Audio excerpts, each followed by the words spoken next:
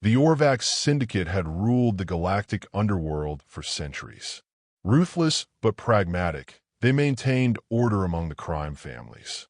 War was bad for business, and the unwritten rule was simple: violence was a last resort. Every species understood this. Then, the humans arrived. No one knew much about their world at first, only that it was classified as a death world, a place so hostile that mere survival bred creatures of pure resilience. But humans didn't look like monsters. They weren't the biggest, fastest, or strongest. They lacked natural armor, razor-sharp claws, or venomous fangs. They were just reckless. They ate food that would liquefy a Zelver's stomach. They drank substances that could dissolve the chitin plating off a Threxian's carapace. They played games of chance with their lives, grinning all the while. They could be shot, stabbed, poisoned, or even thrown out of airlocks, and somehow, some way, they kept coming back. It started small. A few humans, ex-mercenaries and corporate defectors, set up an outfit on the Rim worlds. They took impossible jobs and always collected.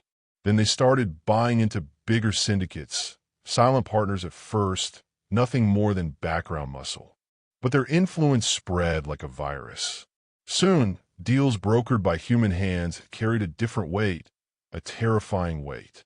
A Zelver merchant lord once tried to short a human crew on a spice shipment. 3 days later, his entire estate vanished, not destroyed, not looted, just gone, as if it had never existed. The old families tried to adjust. They adapted, welcomed the humans, and treated them as an anomaly, useful but contained. Then, without warning, the humans did the unthinkable. They took over. One by one, syndicates fell, not through brute force, but through leverage. Humans gambled with things no other species would dare, trading secrets, manipulating debts, and calling in favors that should never have existed. They made alliances with the outcasts, the desperate, the warlords too unhinged for even the crime syndicates to touch. They turned enemies into assets, rivals into loyalists. And when a human made you an offer, there was no refusing, because if you said no, they didn't threaten you. They just smiled. That was worse. The galaxy whispered of their leader, an enigmatic figure known only as Kane. No one knew where he came from or how he had risen so quickly. He never raised his voice, never spoke in anger. He simply made things happen. Then someone tried to kill him.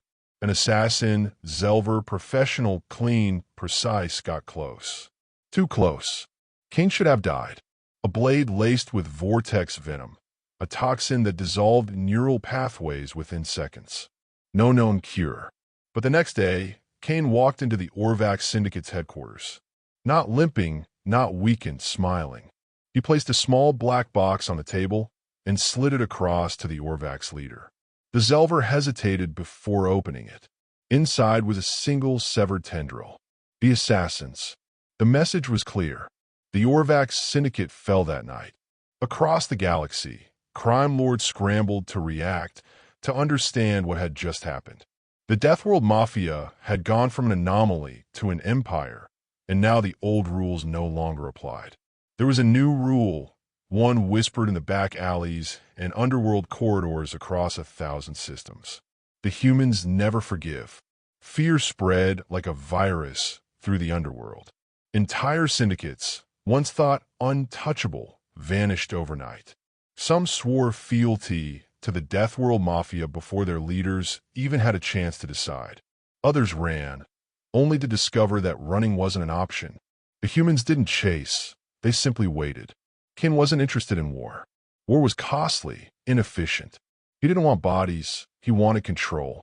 And control didn't come from violence, it came from debt. When a Zelver banker found his accounts inexplicably frozen across 7-star systems, he begged for an audience. Kane didn't threaten him. Kane simply told him that his great-grandfather's outstanding debt to a long-dead Terran merchant had been called in. The banker laughed until Kane slid a data tablet across the table, showing proof. Paid in full, Kane said, smiling, "Or your family will never do business again." The banker paid. A week later, the same tactic was used on a Threxian warlord. A legal loophole, a forgotten contract, a single signature from a dead ancestor, resurrected at just the right moment. The warlord bowed his head and handed over his fleet. There was no negotiating with humans because they didn't play fair. Other syndicates relied on honor, on tradition, on rules. Humans didn't. They saw a game and figured out how to break it. So try to fight back.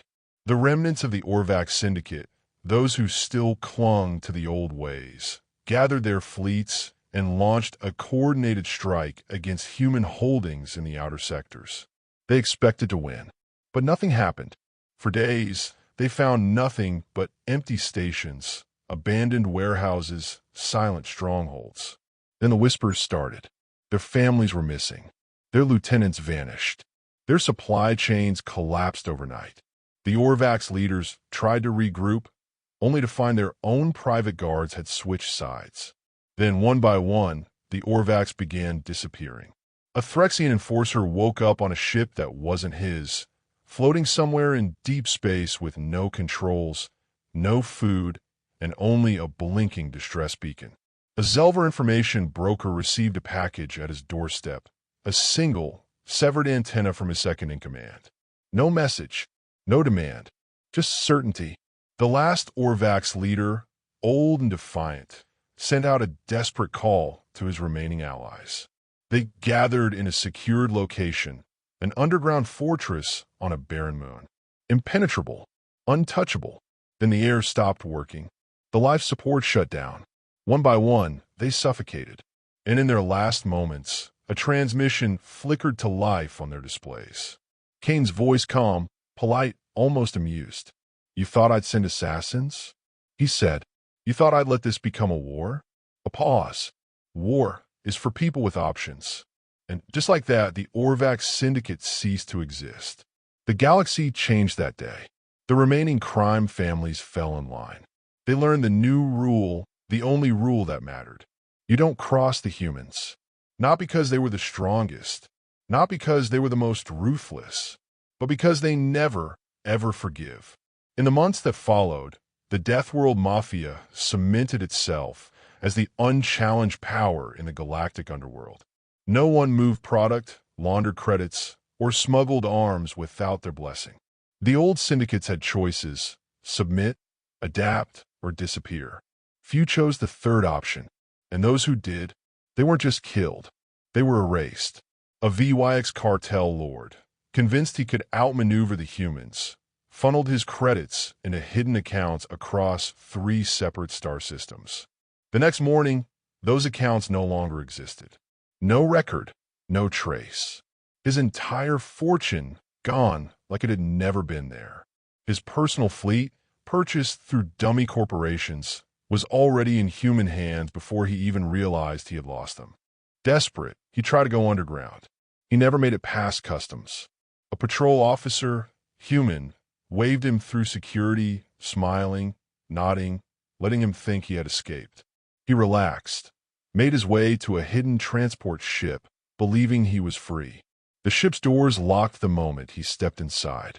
2 weeks later, a message was broadcasted across the entire sector. A short video of the cartel lord, standing alone in a dimly lit room. He was breathing, unharmed, unbound. He spoke only one sentence. "I made a mistake." Then the feed cut out. No one ever saw him again. The lesson spread.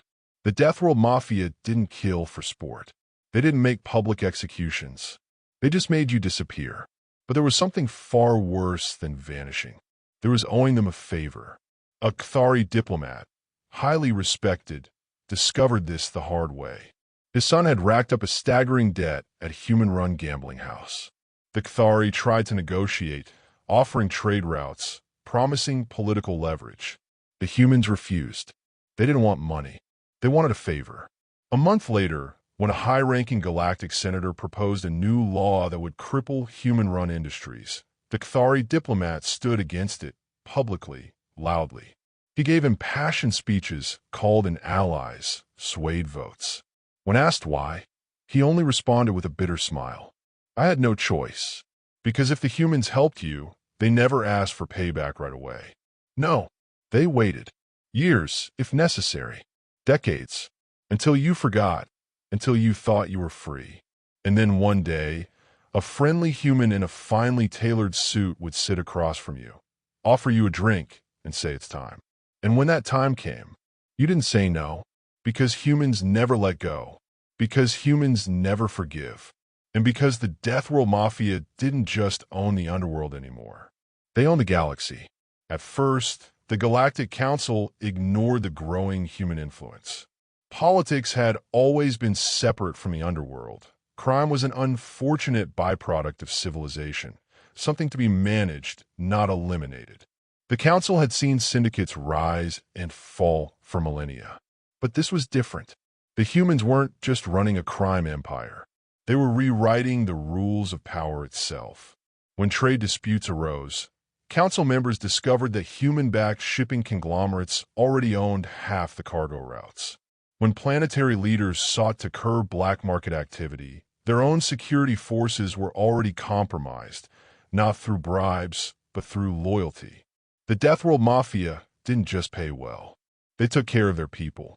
A Zelver senator once made the mistake of trying to expose them. She gathered intelligence, assembled a task force, and even secured the backing of several military leaders to crack down on human operations. The moment she announced the investigation, her allies turned against her.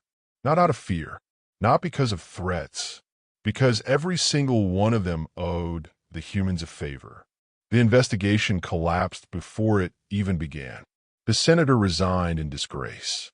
3 months later, she reappeared, working as a special consultant for a human-run trade company. She smiled when reporters asked about her past statements. I was misinformed. No one ever tried to investigate the humans again. But there was one problem. The old syndicates weren't entirely gone. Some had adapted, some had survived, and some wanted revenge. The surviving Orvax, the remnants of the once great Threxian clans, the shattered but still burning embers of the VYX cartels, all of them hated the humans.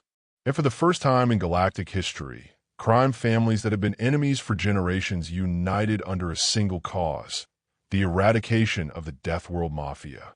They called it Operation Blackout, a plan spanning 23 systems. A coordinated strike designed not to cripple the humans, but to erase them in a single, calculated move. First, they shut down every known human-run business. Frozen assets, blocked supply lines. Any human-affiliated merchant, trader, or contractor found their ships grounded and their operations suspended. Second, they targeted the lieutenants, the key human operatives running things from the shadows. Not assassinations, disappearances. If humans liked making people vanish, the syndicates would do it first. And finally, they went after Kane himself. Using every resource at their disposal, they tracked his movements, narrowed down his locations, and planned the hit. A team of elite bounty hunters, backed by an entire syndicate fleet, was sent to a remote station where Kane was rumored to be meeting with an informant. This time, they wouldn't fail. The station was silent when the bounty hunters arrived. Too silent. They moved carefully, scanning for traps, for guards, for anything. Kane was a ghost, but even ghosts had to meet somewhere. Then they found him, sitting alone in a dimly lit lounge, a glass of some alien liquor in his hand, watching them as if he had been expecting them. The bounty hunters surrounded him. No speeches, no threats, just weapons drawn. Kane sighed, took a slow sip, and set his glass down. Then he smiled. You're a little late. The station exploded. Not from bombs. Not from sabotage. From inside. The syndicate fleet outside. Their ships lost control all at once, their systems overridden. The captains screamed into their comms as their vessels turned against them, autopilot engaging without their input. In the chaos, a single transmission played on every frequency. Kane's voice. Calm. Amused. You thought we didn't see this coming?